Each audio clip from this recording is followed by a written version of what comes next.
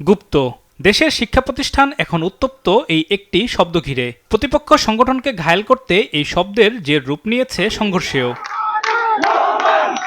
কিছু ক্ষেত্রে শিক্ষার্থীরা ব্যবহার হয়ে থাকেন রাজনীতিকদের অলিখিত হাতিয়ার হিসেবে।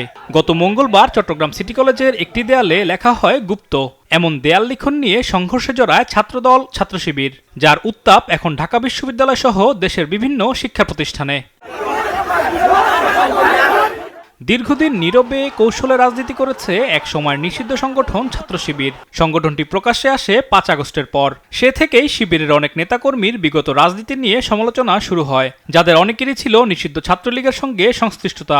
গুপ্ত থেকেও নিজেদের কার্যক্রম অব্যাহত রাখে তারা। যা নিয়ে সমালোচনা হলেও নিজেদের দোষী ভাবেনি ছাত্র শিবির। তবে বিভিন্ন সামাজিক সংগঠন সহ নানা পরিচয়ে স্বাধীনতা বিরোধী জামাতের রাজনৈতিক এজেন্ডা বাস্তবায়নে ছাত্র সমাজের কিছু ব্যক্তির কার্যকলাপ নিয়ে সামনে আসে গুপ্ত রাজনীতির আলাপ। তারই ধারাবাহিকতায় ক্যাম্পাসগুলোতে দেয়াল লিখনের মাধ্যমে গুপ্ত রাজনীতির প্রতিবাদ জানায় ছাত্রদল, যা রূপ নিয়েছে সংঘর্ষে। চট্টগ্রামের ঘটনার রেশ না কাটতেই ঢাকা বিশ্ববিদ্যালয় ক্যাম্পাসে ভুয়া ফটোকার্ড ছড়িয়ে দেওয়ার জেরে মুখোমুখি অবস্থান নেয় ছাত্রদল ও ছাত্র শিবির। ছাত্রদল নেতাদের অভিযোগ, পরিচয় গোপন করে শিক্ষার্থীদের উস্কে মব সৃষ্টির মাধ্যমে ফায়দা নেয় ছাত্র শিবির। যে ঢাকা বিশ্ববিদ্যালয় সহ এখনো পর্যন্ত প্রতিটি ক্যাম্পাসে শিবির এখনো গুপ্ত রাজনীতি করে। জনাব ফরহাদ তো গণমাধ্যমে বলেছে যে তাদের ছোট ছোট কমিটি রয়েছে বিভিন্ন হলে। কই কমিটিগুলো কি প্রকাশিত হয়েছে? ঢাকা বিশ্ববিদ্যালয়ে হল কমিটিগুলো কি আমরা জানি?